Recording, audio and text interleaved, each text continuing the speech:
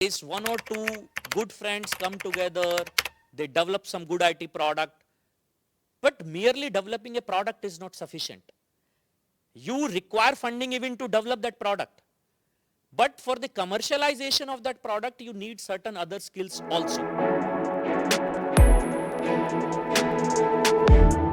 Hello, listener. Welcome to another brand new episode of Anubhav Season 4, the official podcast of SIMS Pune. I am Arpit Pandey, your host for today's episode. As everyone is aware, the focus of Anubhav Season 4 is on learning more about topics that are heard but not understood. In this episode, we will be diving deep into the world of economics with special focus on navigating the startup landscape, the policies, challenges, and project launch strategies. Before we start it, I am honored to introduce you to our guest for this episode. Dr. Sanjay Mangla. Sir is a research professional with 15 years of experience in academia and research on issues related to cross-functional fields of economics, international trade, and public policy. He holds a doctorate degree in economics with a specialization in the impact assessment of trade liberalization and other public policy measures in industrial productivity of Indian iron, steel, and cement industry.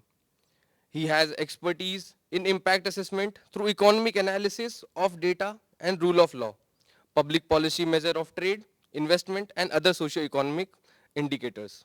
For this episode, Sir will serve as a mentor, guiding us in understanding how startups affect the nation's economic and opportunities it behold for the industries or today corporate environment. And I would like to ask you, sir, how many countries have you traveled? And among them, which would be the best you would say you have traveled so far? Thank you, Arpit, and the team branding of Symbiosis Institute of Management Studies for having me here on discussing this very pertinent issue, that is the startup landscape in our country in context of the global changing dynamics of entrepreneurship. As far as your first question is that about my travel into different countries, yes, I have traveled about 10, 12 countries so far, and out of that, even many countries I have traveled twice, thrice, even 4 times. And as far as the liking or a most preferred country that I have traveled so far, that depends. So I have traveled to Europe, I have traveled to Africa, I have traveled to East Asia and South Asian countries. So all the places in the world that I have visited, I have seen that all of them have something very special in them. Somewhere the food is very delicious, somewhere the people are very, welcoming, somewhere you find shopping places too good for you and your family. So I have enjoyed all my travel across the world. But yes, two, three things that here I want to bring out.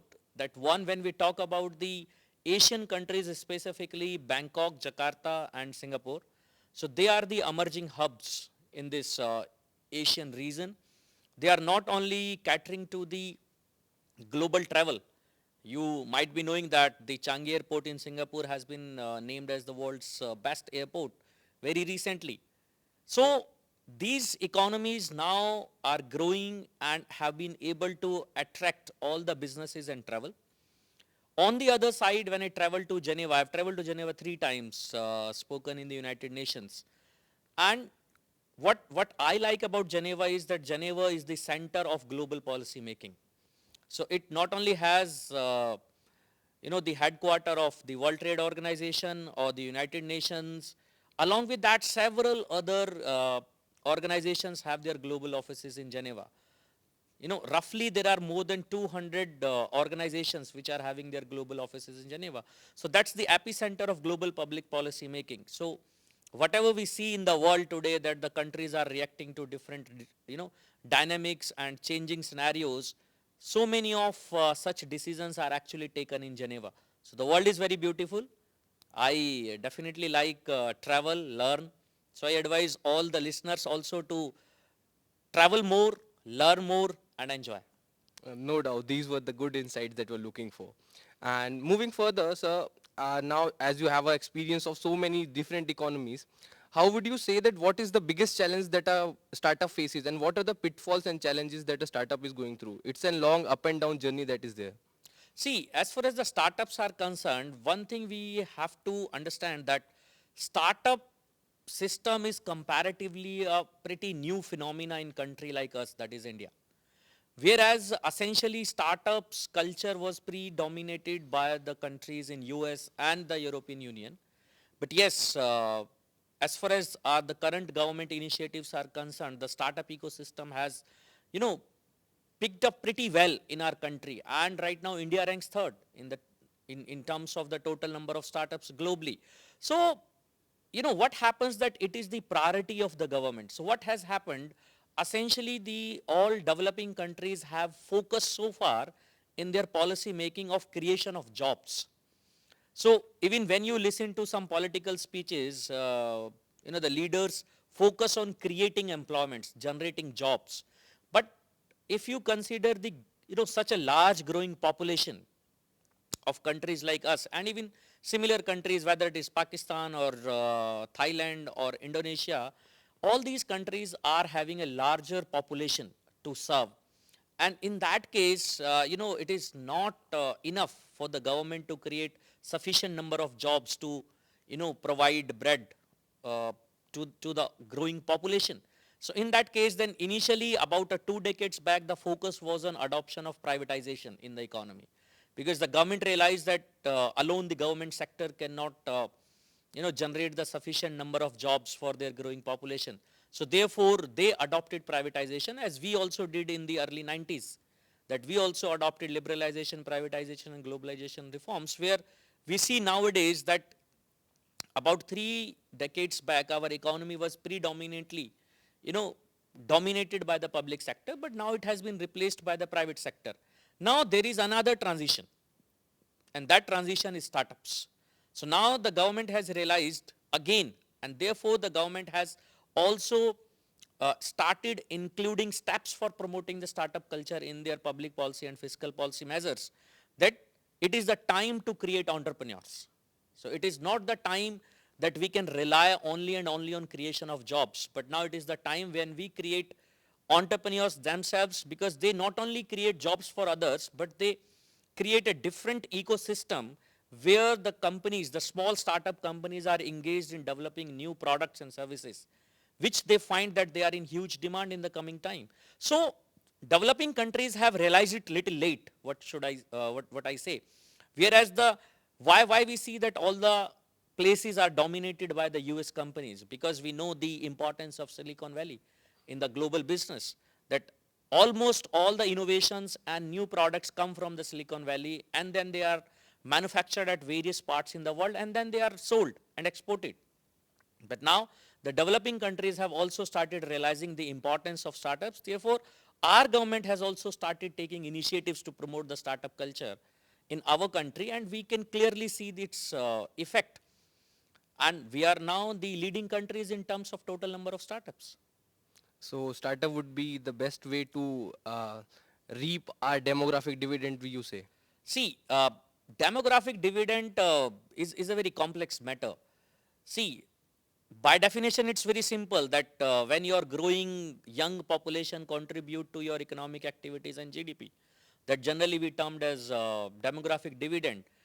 But how to realize the complete benefits of this growing population as part of their contribution in GDP, it depends on so many of the factors.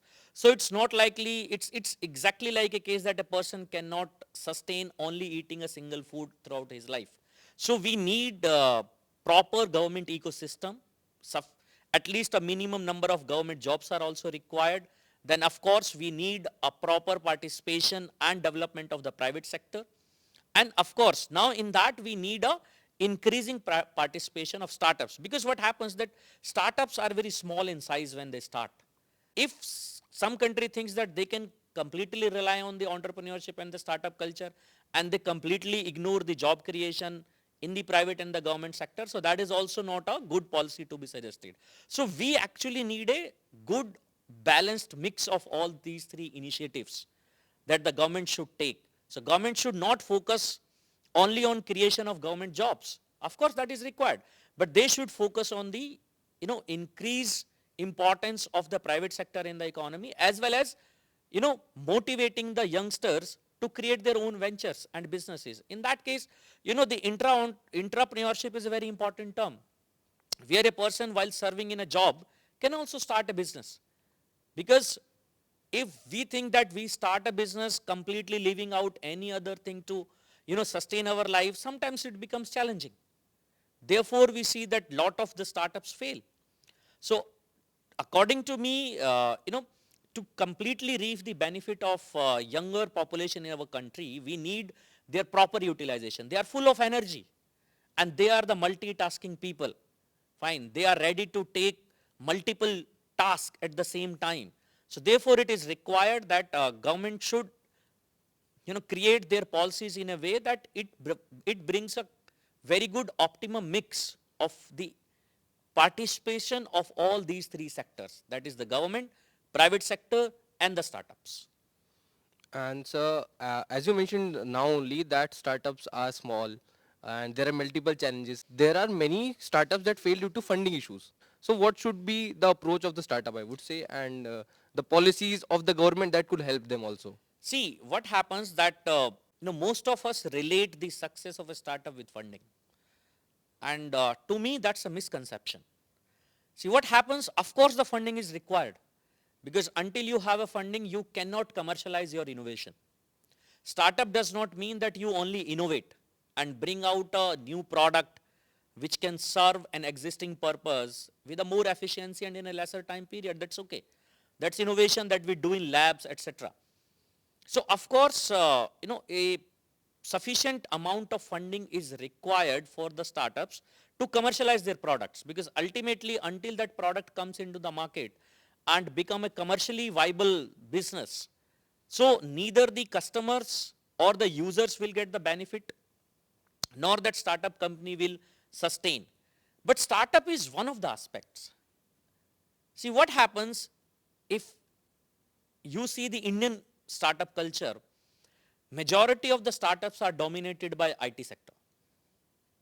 And in that case, one or two good friends come together, they develop some good IT product, but merely developing a product is not sufficient. You require funding even to develop that product. But for the commercialization of that product, you need certain other skills also, which includes the management skills, which includes the public dealing skills, how you approach the banks. In that case, even managing funds is also very important. So you need a certain good finance skills, that even if you are taking a funding, it should not be at the cost of everything. Because what happens that when a funding agency invests in some startup, they have their own stakes, they have their own objectives inside that. Because in the very beginning, in most of the cases, they demand for some stake in that startup company. And then the ultimate pressure is on those very few youngsters who start that business. So startup is all about bringing a new product and making it commercialized in the market. In that, of course, funding is very important, but funding is not everything. So along with funding, how you use that funding is also important. Now we have several good examples. Let's take an example of Baiju. Now we could see that Baiju could attract a substantial millions of dollars of funding, but still it is in a high crisis situation. So if the funding only can drive a success of the startup, so many of the startup would not have failed. So funding is of course very important, not only to develop a product, but also its commercialization. However, along with funding, there certain management skills are also very important, that how you utilize that funding. And while taking that funding, the startup should not completely surrender before the venture capitalist or the funding agencies. There are certain things that the startup should take care of their own companies, that if they accept these terms and conditions, hope that it will not take them into a times of crisis. Because sometimes the repayment conditions are also important. Sometimes the percentage or the stake in the company that the startup, the funding agencies ask for, that also create so much of importance in running that startup. And apart from that, what I personally feel is, it's also very important that the startup people should understand that what is the right place to develop the product. Now, in that case, our government has adopted a very right mix of promoting startup culture in the educational institutions. So even if you see IITs or some other good technical colleges or even management institutes, even our Symbiosis University, fine, we have a dedicated entrepreneurship and innovation cells, which get a seed funding from the government of India. So the startup people should also find out right opportunities, right places where they can utilize those labs. Because if a startup person, look for a commercial space in a city like Bangalore, it might be too costly for them. But if the same person is able to share the working space with somebody else, and that too situated in an educational institution, that will save a lot of fund for them. So I'm not saying any method is wrong or right. It's depend that what is the size of that startup, how much funding do they have, what are their targets. Because funding is also about the target. So therefore startups are required to plan their growth path for the next 2, 3, 4 years. And accordingly they should look for the funding and the utilization of that funding. So not only funding is not a single criteria to determine the failure or the success of a startup, but the utilization of that funding and how you develop your product and commercialize in the market, that is more important. Funding is there, the startup is there, now it's working. So now the challenge is the regulatory bodies that are there. Sometimes government is restrictive, sometimes they promote expansion and help the startup to grow.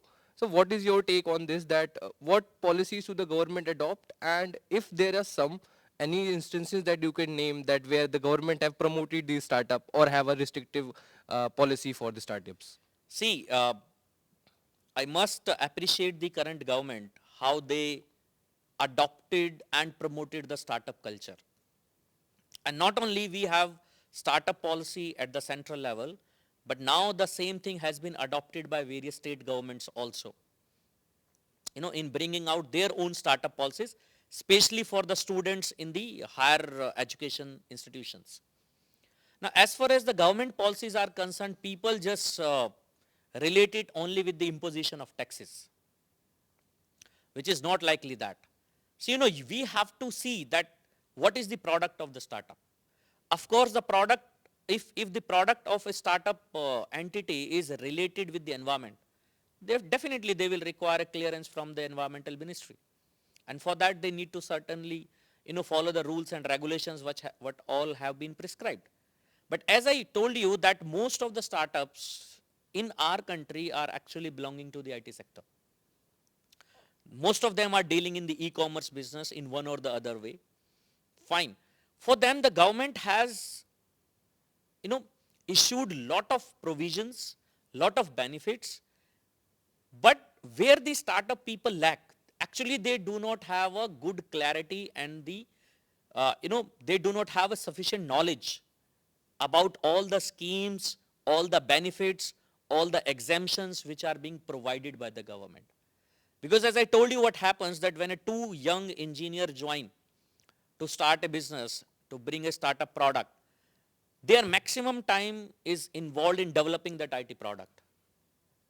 And they find it difficult, or they do not find a sufficient time to look for what the government is giving to them.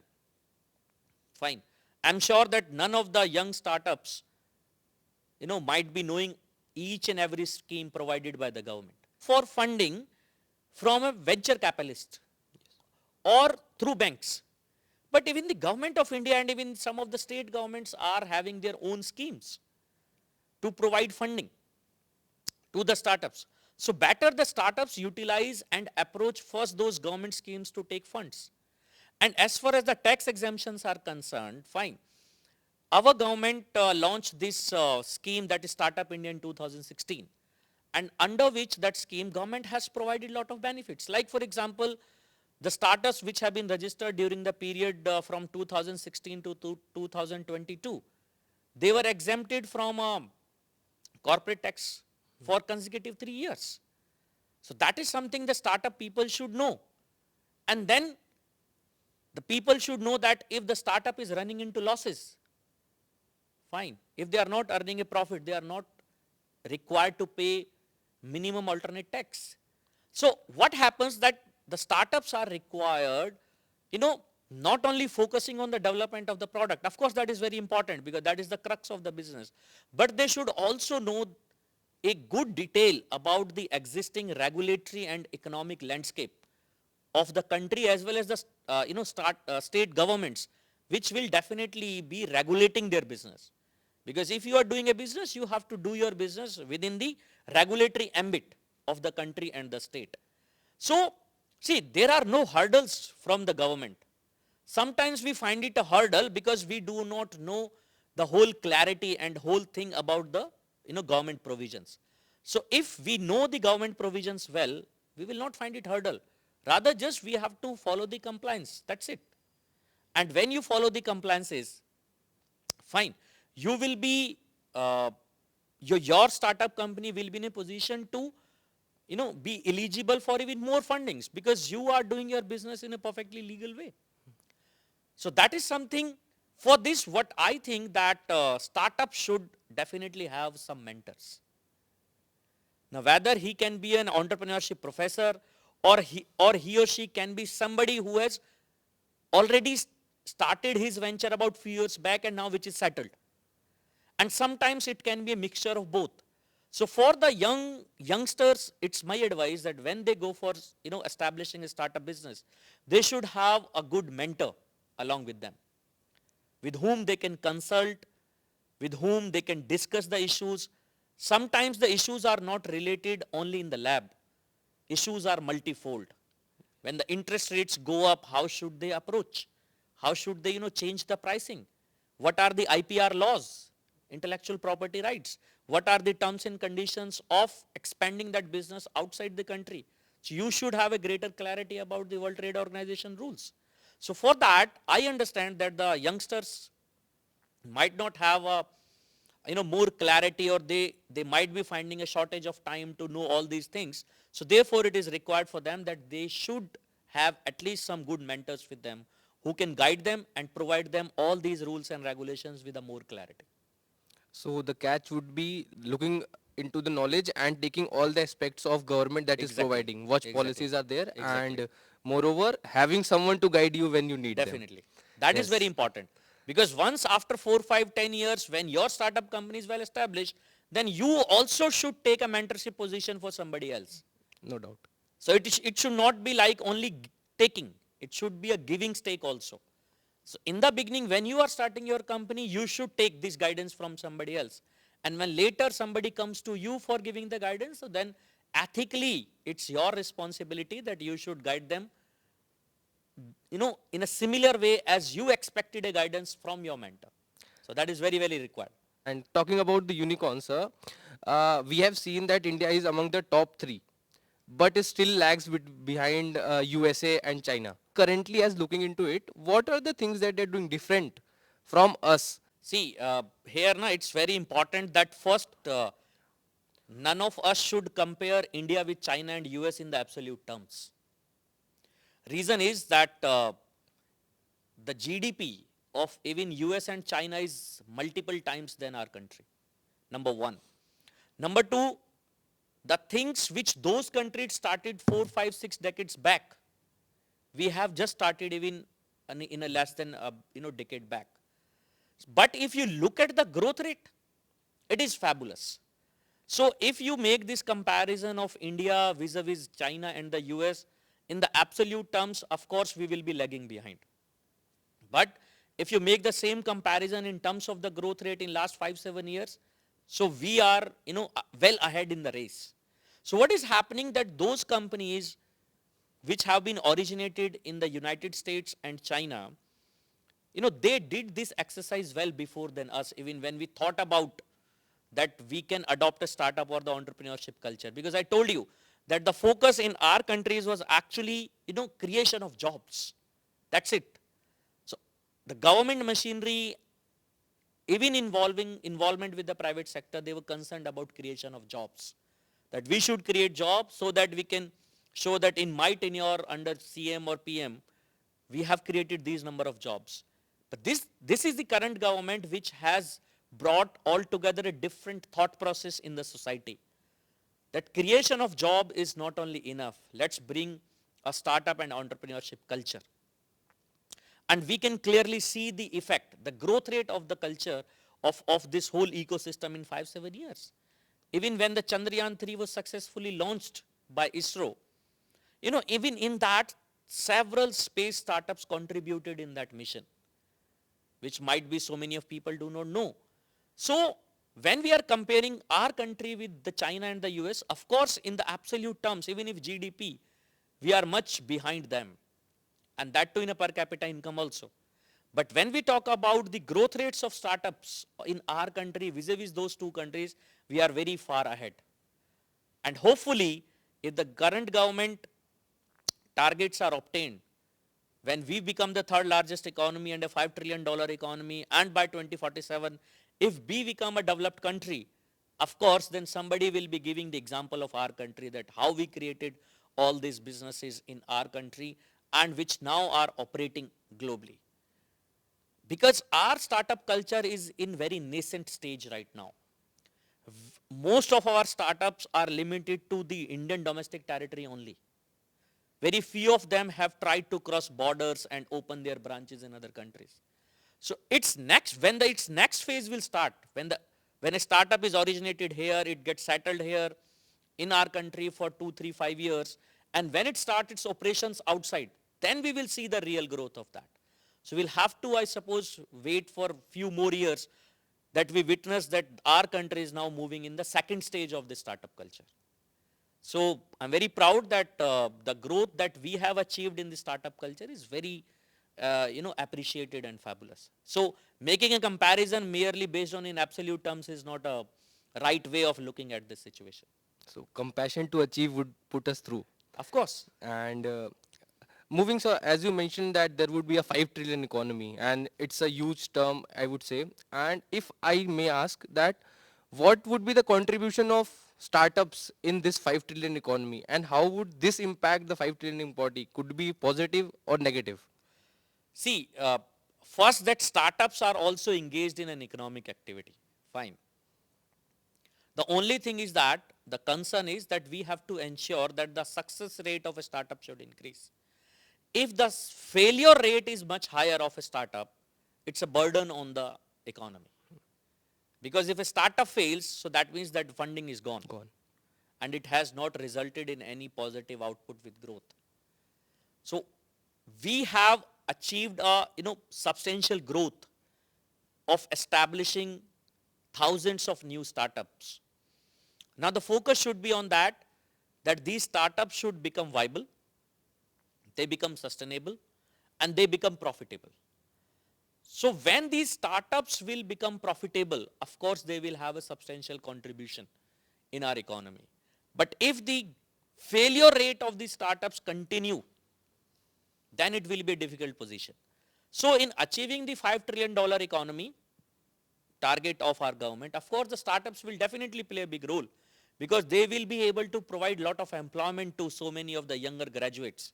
That the focus now should be on ensuring that a success, that the startup should be a success, not a failure. So if the success rate becomes higher, definitely their contribution will be fabulous. And even the targets that we are trying to achieve over $5 trillion in next coming few years, we might achieve it even, very soon than that. And so I would take this as a big yes, that startup will contribute a lot in the Definitely. GDP. And as the opportunities are getting built, as an MBA student, I would ask that what curriculum or what changes should an MBA program should make so as to prepare the students for this ever-changing nature of the startup and developing an entrepreneurial mindset to the students. See, what happens, let me tell you, that when we go for a startup, it's all about a new product. And normally we consider that the engineering graduates are better than developing a new product, because mostly in that cases, that's a physical product which we can, touch and feel.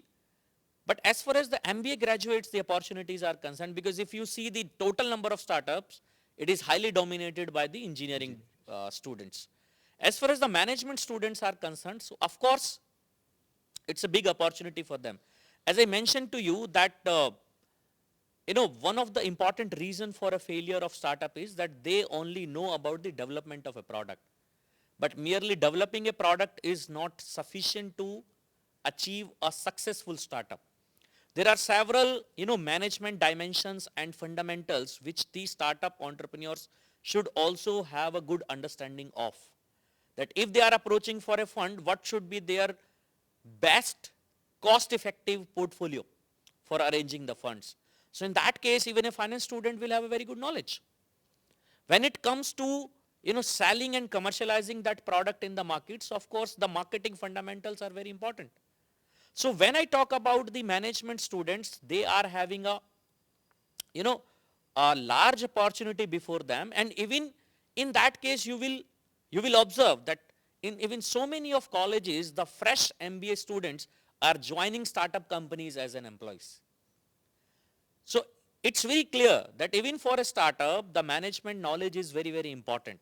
So what is happening that nowadays, many of the institutions, even in one of our Symbiosis University institution, we are offering MBA in entrepreneurship and innovation. Fine. So in some of the management institutions, they have already started offering a management program, specialization in entrepreneurship and innovations. Fine. But apart from that, even the standalone standard management programs are now having, several subjects on entrepreneurship, where the students are getting the, or learning the nitty-gritties of how to start a business. Rest all is about managing a business. So what, to my understanding, there are 3-4 key components of a startup. One is, of course, the development of a product. Second is how to start a new business, because when we teach and study entrepreneurship, the first thing we show and teach the student that you should have a different attitude and mindset. Mindset to start a business where you should be ready to take a risk, because you cannot imagine that from the very first day you will start earning profits. And then the third, there are management aspects. Then whether it is managing the people, so you should have HR knowledge. It's about marketing a product, so you should have marketing knowledge. And of course, the finance is very, very important. So now even the standard MBA programs are inculcating the teaching of entrepreneurship in their curriculum. And definitely in some of the institutions, they have already started offering a management program dedicatedly in entrepreneurship. So there is a big opportunities. It's just the case that the MBA students need to change their mindset, that they are not doing an MBA only for a job. They can also think of starting a business, because let me tell you, the creativity levels in MBA students are fairly much higher than several other engineering or other STEAM students. So that is something is required. So opportunities are huge. It's on us how we utilize that. And an MBA student even can think of starting a business when he's doing a job. Nobody is stopping you. You can take your company into confidence and can simultaneously work on your startup company. So it is basically, see, when I teach entrepreneurship, I see two aspects of it. One, there is an economics aspect, which includes, of course, finance and other management disciplines. Second is the psychological aspect. So it is the psychological aspect which finally prepares somebody to start a business. Because in that case, you should be ready to take a risk. You should be mentally prepared that yes, you are able to, or you are ready to, bear an initial loss in your business. When you are mentally prepared for that, that means you are psychologically strong to start a business. And then rest is economics and finance. That how you do that business. So it's all about high risk, high reward. You take a risk and you get I should say it should be a calculated balance risk. You cannot go blindly of taking 100% risk. So therefore, the valuation of the business that you want to start is very important. Therefore, we initially make a business plan. We blindly do not start a business. The requirement is that we first should make a business plan. And you should be, you should not hesitate in discussing that business plan with anybody that you find suitable. Therefore, I mentioned earlier that you must have a mentor with whom you should discuss it, that how you should go about it. It's not likely that I should full-fledged launch my business on the very first day. It may be launched into phases. So it's all about whole strategy that you adopt. So there are so many of aspects which you need to consult with your mentor. Therefore, mentor is very important. No doubt, sir. Got the importance of the mentor. And now, as I'm a student of MBA, I would like to ask that I have a plan. I have everything ready. But what are the skills that I need to develop so as to get successful in the entrepreneurial or startup culture? See, first that you should have a people dealing skill. Because what happens when you do a job, you mostly limit yourself in a one room environment, closely working with few couple of people and reporting to one single person. But on the other side, when you do a business, you have to deal with multiple people. So in that case, you should have, those skills that you can spontaneously answer the questions raised by the people that you deal with during the whole of the day. That is number one. Number two, of course, you should have a thorough knowledge about the product that you develop. So your product should be best in the market. Your product should be unique. Then only people will go for you. Na? Otherwise, why would they go for your product when they have already an existing better product as compared to your product?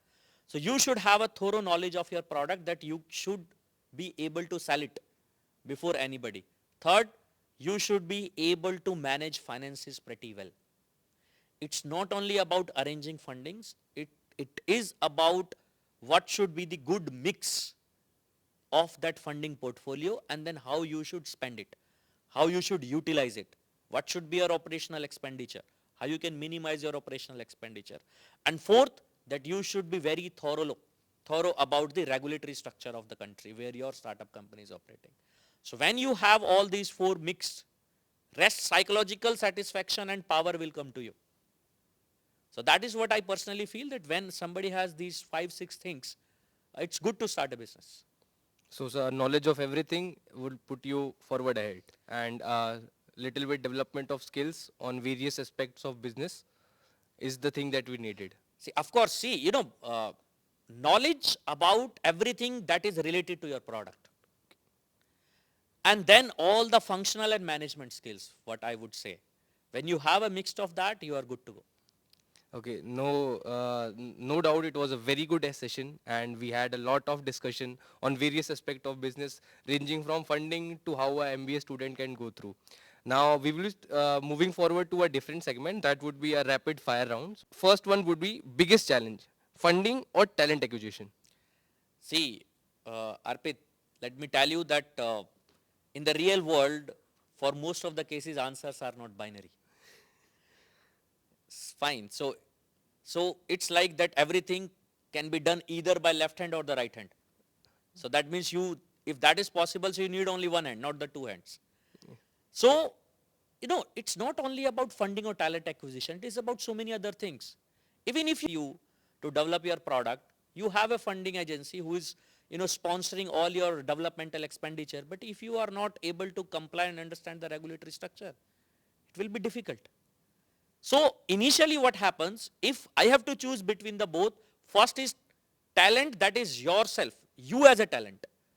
So it's not about talent acquisition outside, because startups, you will find a scene that they are initially a company, a small business which have only one or two people as an employee as well as owners. So that means they are the startup peoples. Then it comes funding, because the funding is required at various stages of the startup. Development stage, then commercialization of the product, and then after that you should start, hiring more talent to work in your company. So this is what my answer is for this. So as this is a rapid fire round, sir, you have to choose between one. Okay. So I choose, na? yes, I sir. choose talent which is inside you, that is first. Then it comes second, funding, and then the talent which is acquired outside for the business.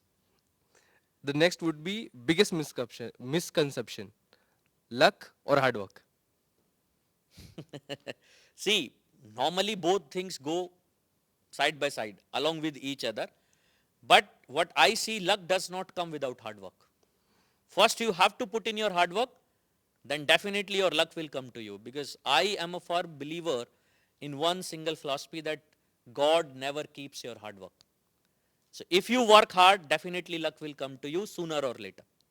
But if you purely leave yourself based on luck, you will not be able to move even a single inch. So first it is hard work, then luck will automatically come. And next would be fiscal policy or monetary policy, which have a significant impact on startups. See, what happens that number one, all the listeners should understand that these two policies are complementary to each other. They are not substitute of each other. So therefore, both of these policies go side by side, hand in hand. But yes, monetary policy primarily determines the interest rate, which is, more specifically related to a startup business. So that decides the, cost of funding for them.